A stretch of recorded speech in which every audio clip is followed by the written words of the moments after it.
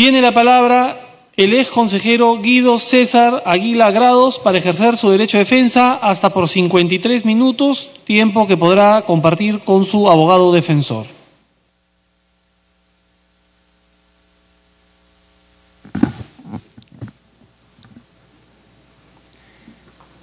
Muchísimas gracias, señor presidente, y por su intermedio a toda la representación nacional, muy buenas tardes. Seguramente la hora más feliz que ha vivido la cultura en general, pero la literatura latinoamericana en particular, es en la segunda parte del siglo XX, con el famoso boom de la literatura latinoamericana y con aquello que se denominó el realismo mágico, aquello que ha permitido a estas tierras, a Latinoamérica, tener 5 de los 6 premios Nobel de literatura. El realismo mágico se caracterizaba porque definitivamente describía una realidad, pero en esa realidad era introducida actos de magia, actos de fantasía, y un poco de eso es lo que siento que estoy viviendo. Estar aquí en el pleno del Congreso, en el pleno de la representación nacional, les confieso, siempre fue un sueño.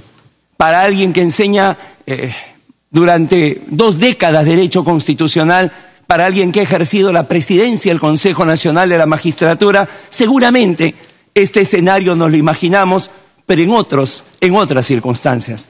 A lo mejor dando informes sobre los avances que se habían dado en el Consejo Nacional de la Magistratura, una entidad que casi desde su origen comenzó siendo cuestionada y que ha tenido altibajos a lo largo de su historia, y que hicimos todo lo posible, lo que estuvo a nuestro alcance, para poder superarlo, para poder torcer, digamos, ese camino. O a lo mejor siendo convocado como constitucionalista, para poder nuestra experiencia, ahora que están en estos momentos de reforma del sistema de justicia, poder decir algo, como que la reforma del sistema de justicia no basta solo con el Consejo Nacional de la Magistratura.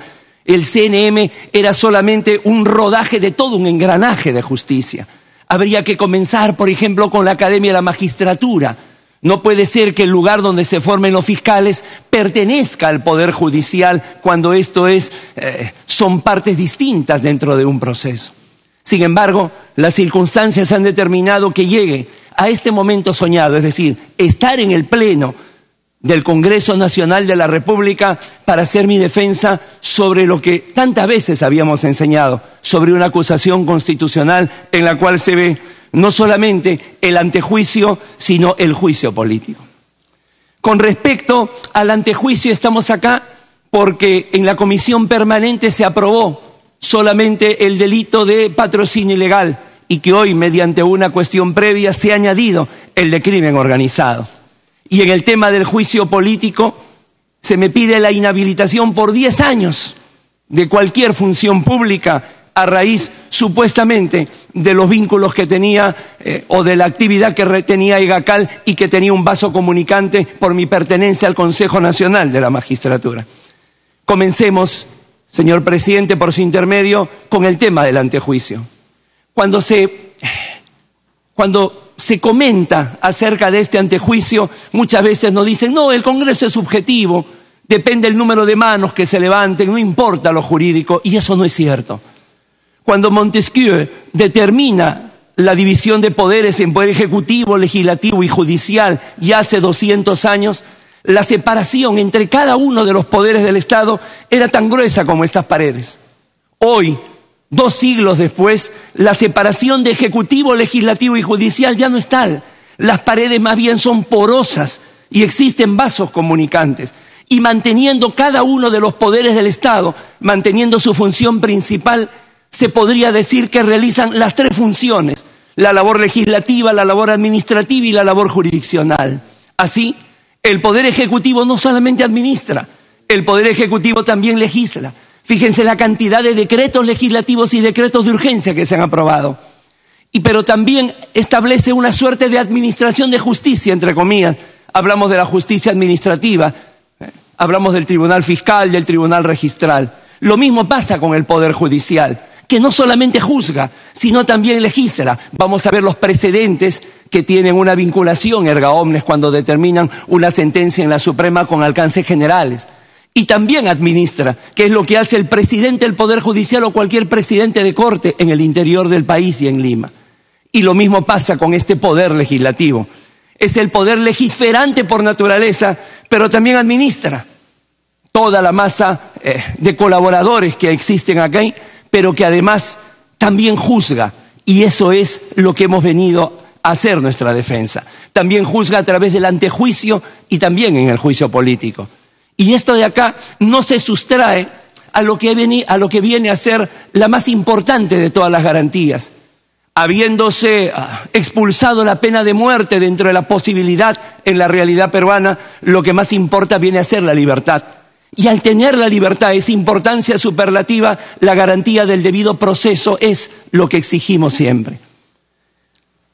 Cuando escuchamos las imputaciones para decir Guido Aguila ha cometido los delitos de patrocinio ilegal y crimen organizado, no se cumplen siquiera los estándares mínimos de taxatividad, de tipicidad, ni siquiera de legalidad, mucho menos de diferenciación. Se trata como si fuera un pack, se trata como si todo fuera un paquete y no nos damos cuenta que los hechos son absolutamente desconexos. Pero además de ello, no advertimos una cosa que es importante.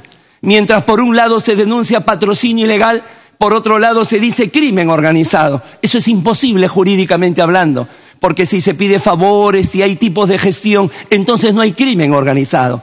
Dentro del crimen hay una estructura, dentro del crimen organizado, por eso su apellido materno, hay jerarquías, hay definitivamente órdenes, labores.